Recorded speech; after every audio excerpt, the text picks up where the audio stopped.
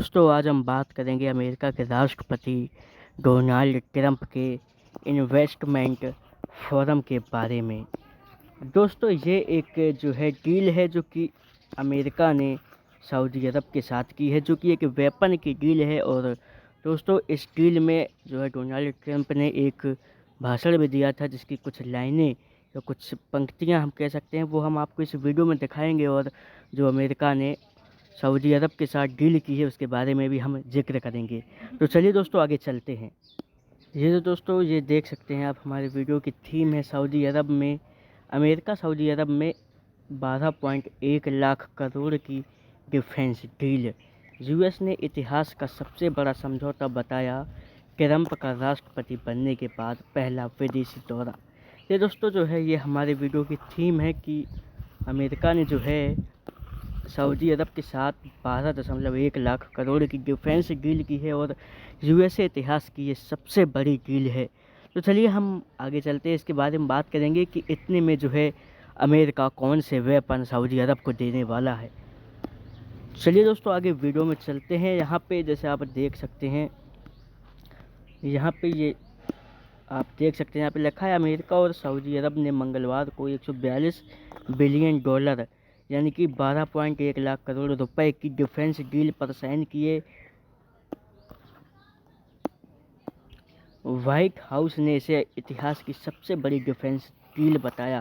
दोस्तों अमेरिका का जो व्हाइट हाउस है उसने जो है इस डील को अमेरिका के इतिहास की सबसे बड़ी डील बताई है। और जो है आगे चलते हैं, आगे आप देख सकते हैं इस समझौते में सऊदी अरब को C-130 ट्रांसपोर्ट विमान, मिसाइलें, रडार सिस्टम और कई एडवांस हथियार दिए जाएंगे। ये लॉकहीड मार्टिन, बोइंग और नॉर्थरोप गुम्मन जैसी अमेरिकी कंपनियों से मिलेंगे। ये दोस्तों ये जो ऊपर है ये C-130 ट्रांसपोर्ट विमान, मिसाइलें, रडार सिस्टम और कई एडवांस हथियार, ये जो है ये वो वेपन्स के नाम वगैरह ऊपर दिए गए हैं। और यहाँ पर जो है नीचे ये कंपनियों का जिक्र किया गया है कि ये कंपनियां जो हैं वो सारा सिस्टम जो है वो वेपन वगैरह बनाकर सऊदी अरब को देने वाली हैं, जो कि डील 12.1 लाख करोड़ रुपए की है। चलिए दोस्तों आगे चलते हैं, और जो उन्होंने इन्वेस्टमेंट फॉर्म में जो कुछ एक भाषण दिया था उसकी भी कुछ लाइनें आगे वीडियो में हमने ले रखी हैं, तो वो भी आपको दिखाएंगे ज़रूर।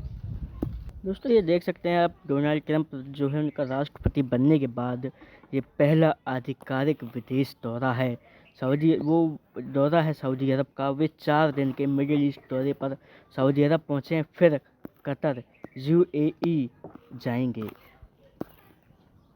यहाँ पे दोस्तों देख सकते हैं, यहाँ पे जो ये आप टॉप पर देख ही सकते हैं, ट्रंप ने फिर लिया भारत पाकिस्तान सीज फायर का क्रेडिट। दोस्तों जैसा कि आपको पता होगा कि अभी इंडिया वर्सेस पाकिस्तान के बीच एक वॉर छिड़ गया था, लेकिन सीज फायर अब हो गया है, जो कि या तो इन दोनों देशों ने अपनी आपसी सहमति से किया है या फिर अमेरिका के कहने से किया है। ये कुछ जो है पता नहीं चल पा रहा है, लेकिन अमेरिका ने अमेरिका के राष्ट्रपति डोनाल्ड ट्रंप जो हैं उन्होंने इस सीज फायर का क्रेडिट लेते हुए क्या कहा है, चलिए वो हम आपको आगे बताने वाले हैं। क्राउन प्रिंस MBS से मुलाकात के बाद ट्रंप ने रियाद में सऊदी अमेरिका इन्वेस्टमेंट फोरम को संबोधित किया। इस दौरान उन्होंने सऊदी और अमेरिका के 80 साल की साझेदारी का जिक्र किया।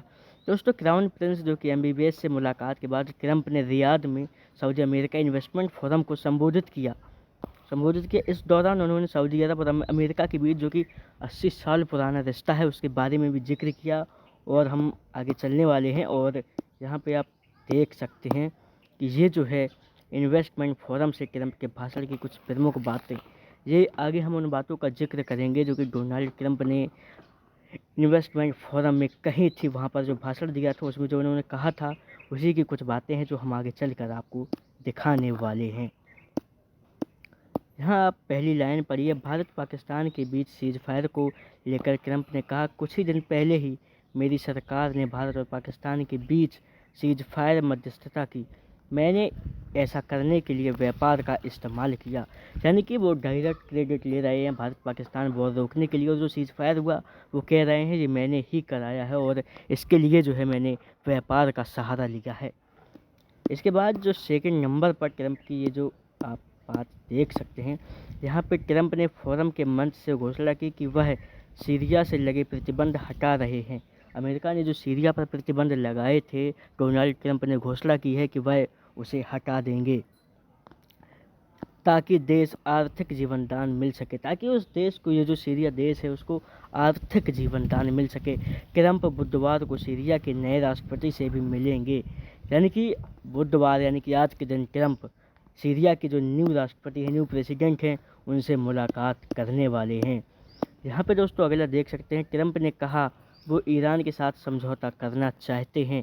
उन्होंने चेतावनी देते हुए कहा कि अगर उनका प्रस्ताव ठुकराया गया तो वो ईरान का ऑयल एक्सपोर्ट ज़ीरो कर देंगे। दोस्तों आपको पता होगा कि ईरान और अमेरिका के बीच जो कि एक कट्टर दुश्मनी चलती है, तो वहीं डोनाल्ड ट्रंप ने कहा है कि हम इस दुश्मनी को जो है दोस्ती में बदलना चाहेंगे, और अगर हमारा ये प्रस्ताव ईरान ने ठुकरा दिया तो उसका जो ऑयल एक्सपोर्ट है उसे मैं ज़ीरो कर दूंगा। यानी कि उन्होंने यहाँ पे हार्ड पावर डिप्लोमेसी की बात कही है कि अगर आप प्यार से नहीं मानते हैं तो मैं आपको किसी भी तरह या तो अपने साथ शामिल कर लूँगा या फिर आपके देश को तबाह कर दूँगा। ट्रंप ने कहा मुझे उम्मीद है कि सऊदी अरब भी अब्राहम अकॉर्ड में शामिल होगा। यह समझौता 2020 में अमेरिका की मध्यस्थता में इजराइल, यूएई, बहरीन, सूडान और मोरक्को के बीच हुआ था। दोस्तों एक अब्राहम अकॉर्ड जो है, जो कि अमेरिका की मध्यस्थता, यानी कि अमेरिका उसमें मेन था, उसने कहा था कि इजराइल, यूएई, बहरीन, सूडान और मोरक्को के बीच एक समझौता जो कि 2020 में हुआ था। इसके बाद चलिए अगली जो इनकी 5वीं लाइन इस भाषण से ली गई है, इन्वेस्टमेंट फोरम के भाषण से। इजराइल गाजा वॉर को लेकर ट्रंप ने कहा कि गाजा के लोग बेहतर भविष्य के हकदार हैं, लेकिन ऐसा तब तक नहीं होगा जब तक उनके नेता निर्दोष लोगों पर अत्याचार बंद नहीं करते हैं। दोस्तों ट्रंप ने इजराइल और गाजा का जो वॉर चल रहा है, गाजा पट्टी आपको याद होगा, उन्होंने इस पर भी कहा है कि गाजा के जो लोग हैं वो एक बेहतरीन भविष्य चाहते हैं, मतलब कि उनका भविष्य जो है वो ब्राइट है, लेकिन ऐसा तभी तक होगा या ऐसा तभी होगा जब उनके नेता निर्दोष लोगों पर अत्याचार नहीं करेंगे। और यहाँ पर दोस्तों ट्रंप के भाषण की ये 6वीं लाइन है। ट्रंप ने कहा अमेरिका यमन के हूती विद्रोहियों के खिलाफ मिलिट्री ऑपरेशन बंद कर देगा। यमन के हूती जिसके खिलाफ अमेरिका ने एक मिलिट्री ऑपरेशन किया था, तो अमेरिका ने कहा, यानी कि ट्रंप ने कहा कि हम वो ऑपरेशन बंद करने वाले हैं। अमेरिकी सेना ने मार्च में हूती लड़ाकों के खिलाफ 1100 से ज़्यादा हमले किए थे। यानी अमेरिका जो है उन्होंने यमन हूतियों के खिलाफ मार्च में, यानी कि अभी मई चल रहा है, यानी कि 1-1.5 महीने पहले उन्होंने 1100 से ज़्यादा हमले यमन हूतियों के खिलाफ किए थे। और इसके बाद ये जो है अभी एक लाइन और बची है डोनाल्ड ट्रंप के इन्वेस्टमेंट फोरम से लेकर। यूक्रेन युद्ध को लेकर ट्रंप ने कहा कि विदेश मंत्री मार्को रूबियो, जो कि अमेरिका के विदेश मंत्री हैं, इस लड़ाई को ख़त्म करने के तरीके पर बातचीत करने के लिए गुरुवार को इस्तांबुल पहुंचेंगे। दोस्तों यूक्रेन और रशिया के बीच आपको पता होगा कि पिछले 3 साल से वॉर चल रहा है, और इस वॉर में काफ़ी नुकसान दोनों देशों को हुआ है। और अमेरिका के जो राष्ट्रपति हैं डोनाल्ड ट्रंप, उन्होंने कहा है कि हमारे जो विदेश मंत्री हैं मार्को रूबियो इस लड़ाई को ख़त्म करने के तरीके पर बातचीत करने के लिए गुरुवार को इस्तांबुल पहुंचेंगे, जहां पर वो